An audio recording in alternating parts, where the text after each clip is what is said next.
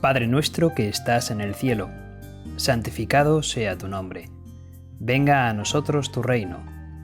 Hágase tu voluntad en la tierra como en el cielo. Danos hoy nuestro pan de cada día.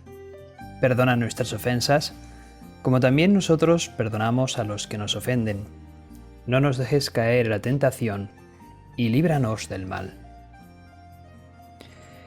Del Evangelio según San Marcos. Partiendo de allí, se marchó a los confines de Tiro y de Sidón. Entró en una casa y quiso que nadie lo supiera, pero no pudo permanecer oculto, porque luego, habiendo oído hablar de él, una mujer cuya hija tenía un espíritu inmundo, vino y se postró a sus pies. La mujer era gentil, sirofenicia de origen. Le pidió que lanzara el demonio fuera de su hija. Jesús le dijo: «Deja que primero se sacien los hijos, porque no está bien tomar el pan de los hijos y echarlo a los perrillos». Pero ella respondió: «Sí, Señor, pero también los perrillos debajo de la mesa comen de las migajas de los hijos».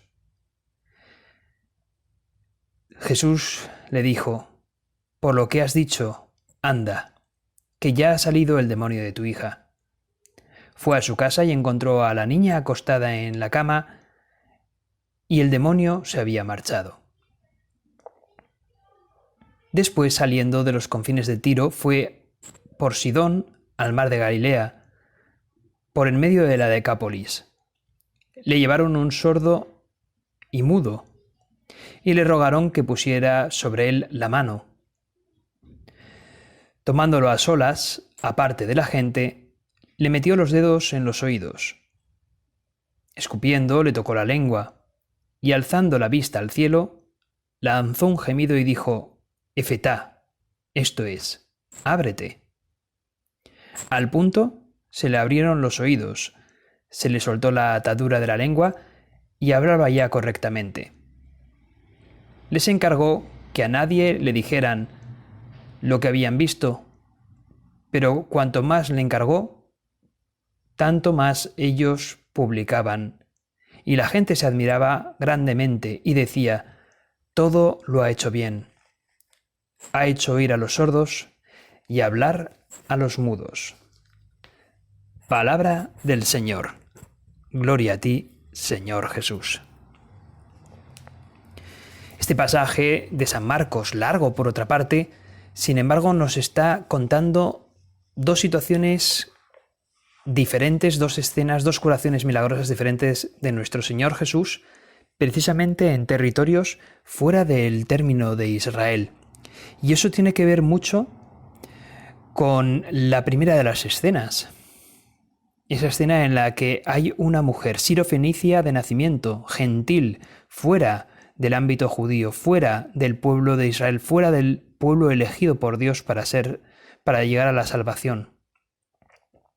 Esa mujer no es del pueblo de Dios, por lo tanto, en principio a ella no le viene la salvación.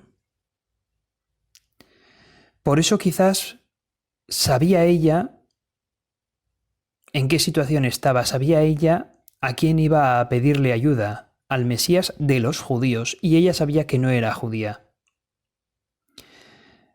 Ante todo, la humildad es reconocerse en la situación donde uno está, ser realista, tener los pies en la tierra, saber quién eres, de dónde vienes, a dónde vas. La humildad, como dice Santa Teresa de Ávila, es andar en la verdad.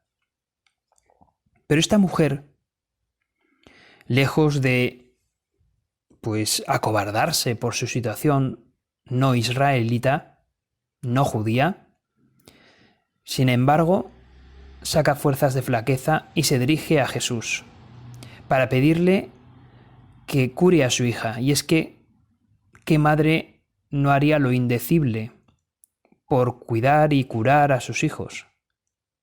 Parece que es una buena madre porque lo hace todo con tal de que su hija se salve, se cure. Y la verdad es que el diálogo con Jesús es algo muy interesante. No tiene defecto alguno. La verdad es que es algo muy sustancial, se puede sacar mucha riqueza espiritual de este diálogo. Jesús parece que le está contestando algo duro, ¿verdad? Es una contestación dura. No está bien tomar el pan para los hijos y echárselo a los perrillos. Jesús está dejando claro que Él ha venido la salvación viene a través del pueblo de Israel. Sin embargo, después de este diálogo descubriremos que la salvación va a ser universal por parte de Cristo. ¿Qué le responde la mujer? No le dice, no trata de excusarse, no trata de competir dialécticamente con Jesús, no trata de ponerse a la defensiva, sino que le da la razón a Jesús. Le dice, es verdad, Señor. Pero a continuación dice una verdad. También los perrillos comen de las migajas que caen de las mesas de sus amos. Algunos han querido ver en esto de las migajas no tanto esa humildad, sino como eran tantos los milagros que Jesús realizaba, al fin y al cabo pedirle esto era una migaja para él. Hay gente que viene a interpretar esto.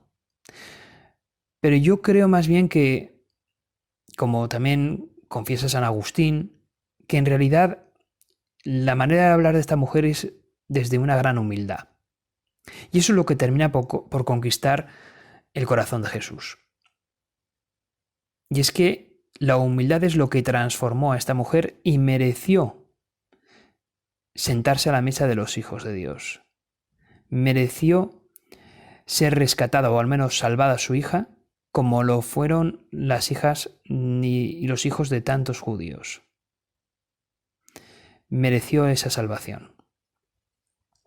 Oh mujer, grande es tu fe, hágase como tú quieres. Y la niña quedó sanada al instante.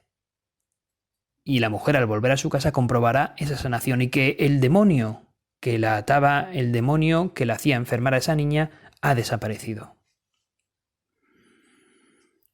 Desde luego que para ser un buen apóstol del Señor hace falta la humildad.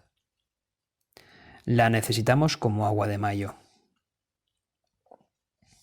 Se cuenta en la vida de San Antonio Abad que Dios le hizo ver el mundo sembrado de los lazos que el demonio tenía preparados para hacer caer a los hombres.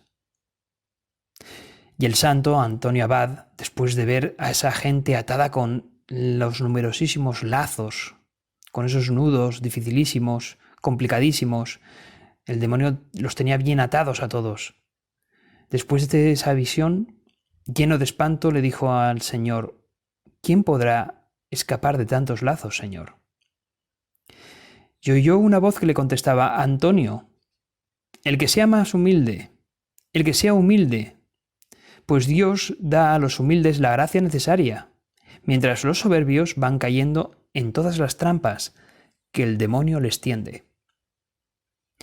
Mas a las personas humildes el demonio no se atreve a atacarlas. La humildad es andar en la verdad. La humildad nos aleja de la soberbia, del ego, del demonio. Nosotros, si queremos servir al Señor, hemos de desear y pedirle con insistencia la virtud de la humildad, siempre. Pues nos ayudará a desear de verdad tenerla, a desear de verdad luchar contra el pecado capital que es la base del resto de los pecados, la soberbia. Lo que más daño hace a la vida familiar, a la amistad, lo que más se opone a la verdadera felicidad, es la soberbia, el ego, la vanidad. Por lo tanto, lo que más ayuda a la felicidad, a la relación de los amigos, a la relación de la familia, es precisamente la virtud de la humildad. Que no solamente es rechazar la soberbia, el egoísmo y el orgullo. La humildad va más allá. Humildad viene del término latino humus, que significa tierra. Por lo tanto, humilde es el que está inclinado a la tierra. en inclinarse delante de Dios y de todo lo que hay de Dios en las criaturas, reconocer lo divino en los que están delante de nosotros y reconocernos nosotros inferiores a todo eso que estamos contemplando con grandeza, a ese Dios, a esas virtudes heroicas que vemos en los demás. Vernos a nosotros inferiores a todo eso es andar en la humildad, y eso no significa deprimirnos o tener la autoestima baja. Eso significa reconocer a Dios en las cosas y en las personas que vemos. Y desear precisamente encontrarnos con ese Dios y con esas personas. Reconocernos que nuestras miserias nos desordenan, que nos alejan de Dios, y pedirle la humildad necesaria al Señor precisamente para volver a Él.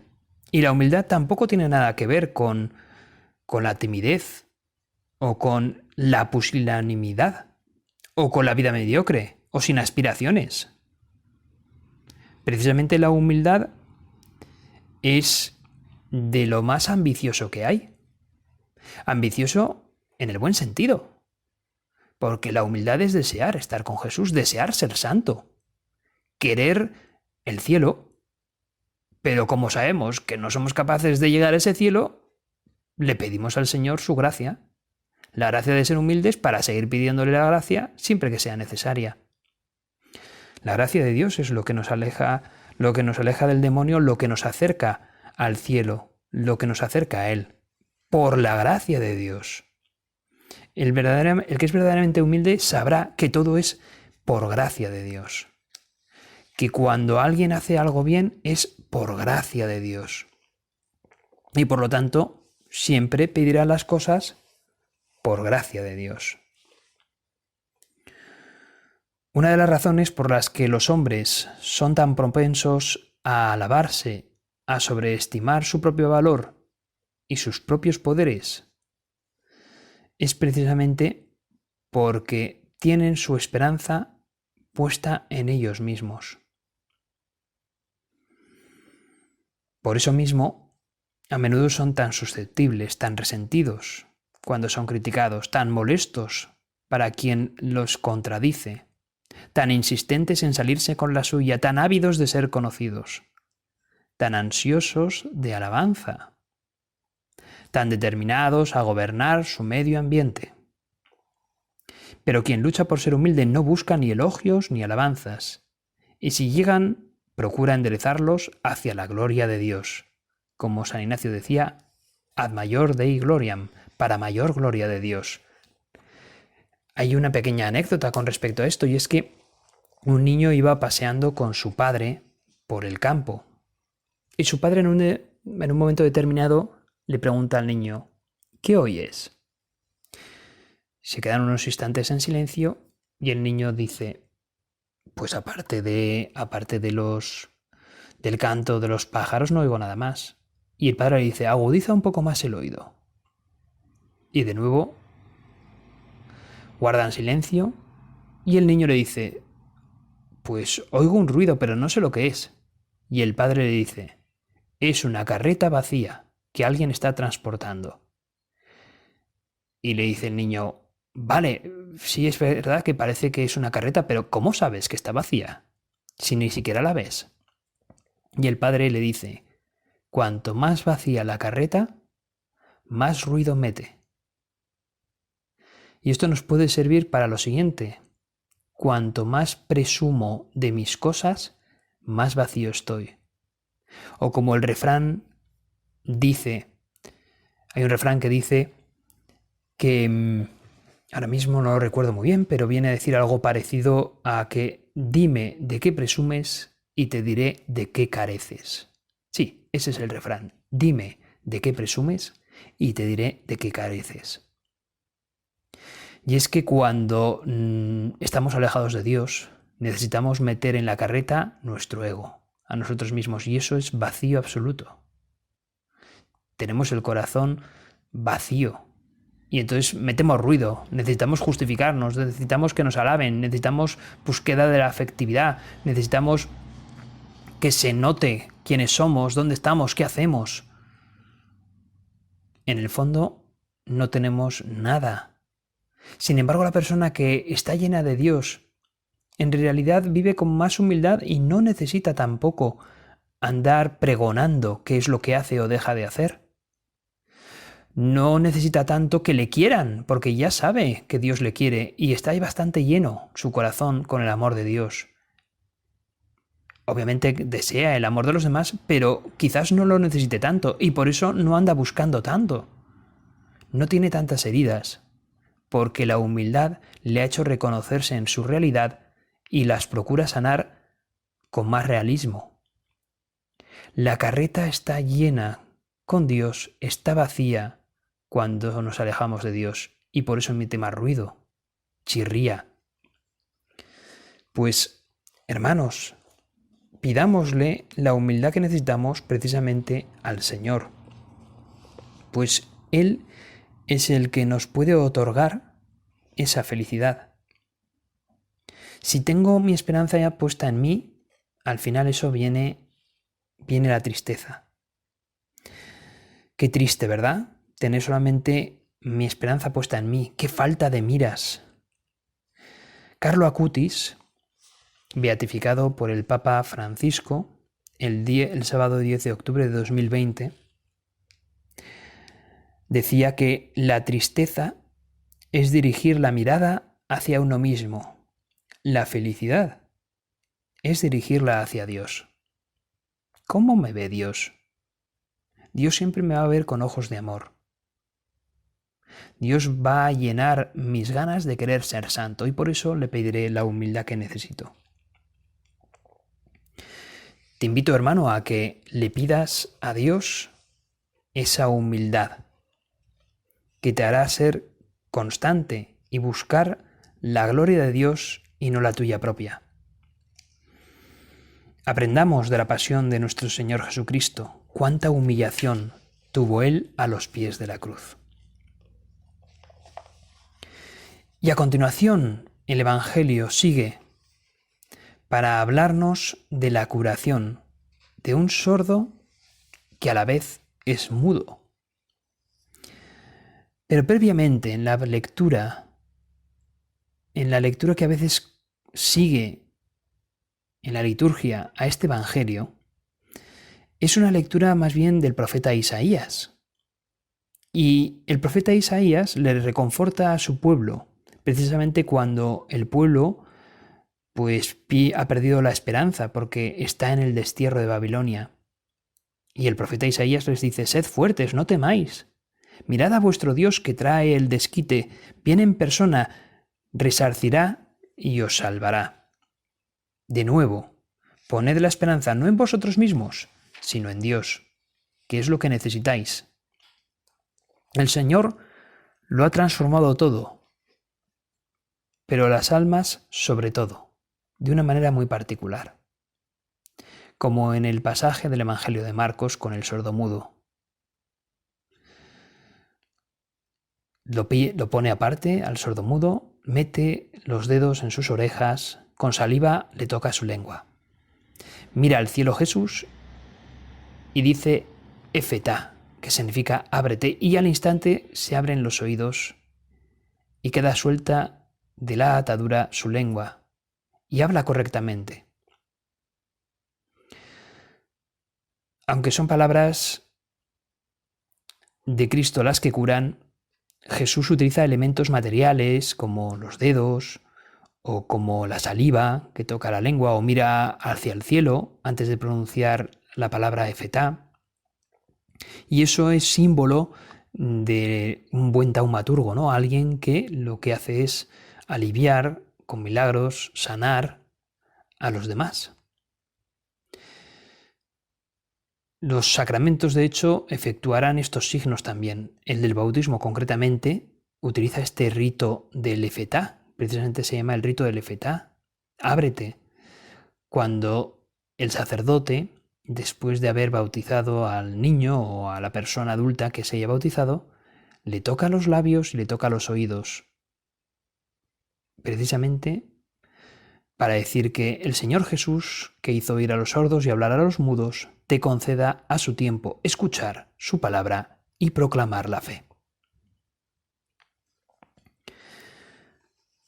El dedo de la diestra de Dios, Padre, como lo llama la liturgia, nos dejó libre el oído para escuchar la palabra de Dios.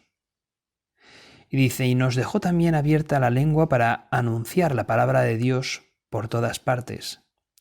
Y esta acción se prolonga a lo largo de nuestra vida.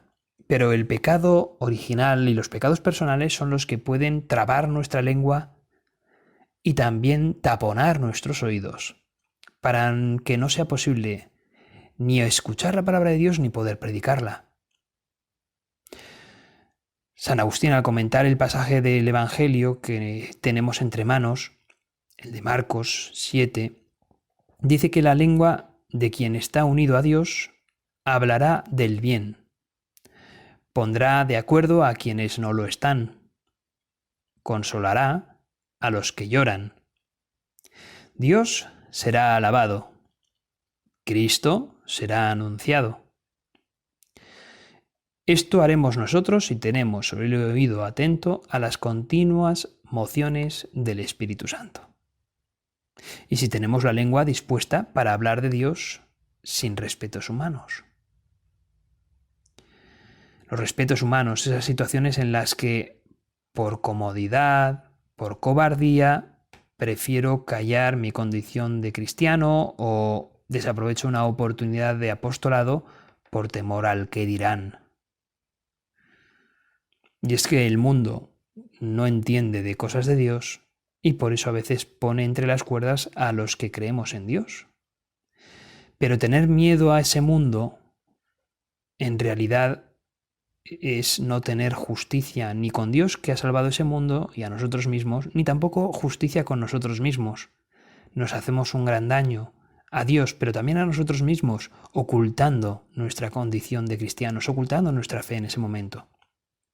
Existe una sordera del alma peor que la sordera del cuerpo,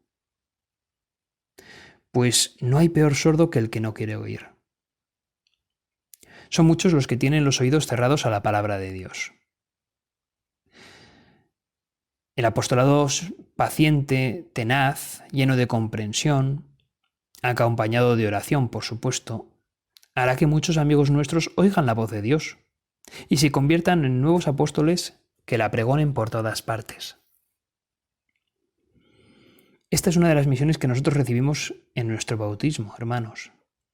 Cuando somos bautizados estamos llamados a propagar eso, la palabra de Dios a los demás, para que se abran los oídos de quienes nos escuchan. Previamente nosotros habremos de abrir nuestros oídos para escuchar la palabra de Dios. Los cristianos no debemos de permanecer mudos cuando debemos hablar de Dios y de su mensaje, sin trabas de ningún tipo. Los padres deben de enseñar la palabra de Dios a los hijos desde que son pequeños, con oraciones, con catecismo, el amigo al amigo, incluso a veces cuando hay una ocasión oportuna y otras veces provocando esa ocasión para poder hablar de las cosas de Dios, de nuestra fe. La verdad es que cuando vamos por el mundo, vamos por la naturaleza, podemos ver incluso la belleza de la naturaleza. Y no me digáis que la belleza de la creación no os evoca a veces al Creador. Qué bonito ese paisaje, qué bonito ese monte, qué bonito ese contraste de colores entre el campo verde o amarillo, el azul del cielo, el brillo del sol sobre las copas de los árboles. Todo eso es belleza. Y todo eso está clamando a que hay una inteligencia ordenadora, una inteligencia bella detrás de todo esto. La creación nos evoca al Creador. Pues incluso hasta en un simple e inocente paseo por el campo, podemos tener también una oportunidad de hablar de Dios. Pero para ello, hermanos, vamos a pedir fe y audacia para anunciar con claridad ese mensaje, Dios mismo. ¿Cuáles son las trabas de tus oídos para no escuchar la palabra de Dios? El mundo está lleno de ruido. ¿Qué malos hábitos, qué vicios tienes que te impiden escuchar a Dios? ¿Qué ruido hay que quitar del mundo para que puedas escuchar mejor la palabra de Dios? ¿Qué vicios o en qué ambientes tienes que quitarte, tienes que evitar para destaponar esos oídos tuyos y que puedan escuchar mejor a Dios? Y con respecto a la boca, cuando Jesús toca la lengua del mudo y le hace hablar, pues a nosotros también, a partir del bautismo, la gracia de Dios nos hace hablar de Dios. Hemos de buscar estar en gracia para poder hacerlo. ¿En qué momentos no he sido quizás lo suficientemente valiente, tenaz o audaz para anunciar tu palabra, Señor?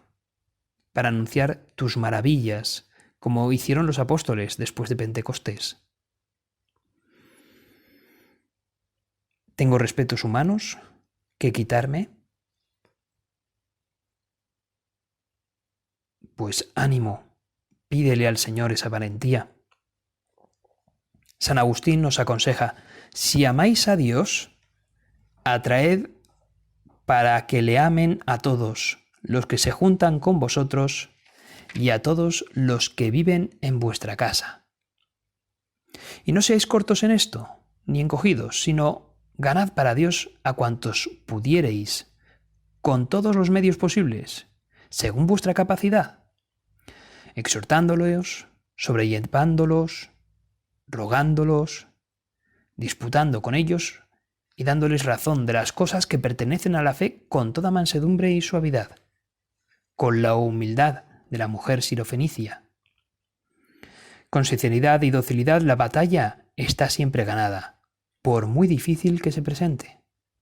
San Vicente Ferrer anuncia que aquel que tuviere un director espiritual y le obedeciere sin reservas y en todas las cosas, llegará a la meta más fácilmente que si estuviera solo, a la meta de la santidad. Pues vamos a acudir a nuestra Madre, a la Santísima Virgen, que la tenemos como modelo para escuchar con los oídos atentos lo que Dios nos pide, para poner por obra con disponibilidad total aquello que Dios nos pide. Vamos a pedirle a ella, a la Virgen María, acudamos a ella para terminar esta oración nuestra, pidiéndole que nos enseñe a oír atentamente todo lo que se nos dice de parte de Dios y a ponerlo en práctica. Dios te salve María, llena eres de gracia, el Señor es contigo. Bendita tú eres entre todas las mujeres, y bendito es el fruto de tu vientre Jesús. Santa María, Madre de Dios, ruega por nosotros pecadores, ahora y en la hora de nuestra muerte. Amén.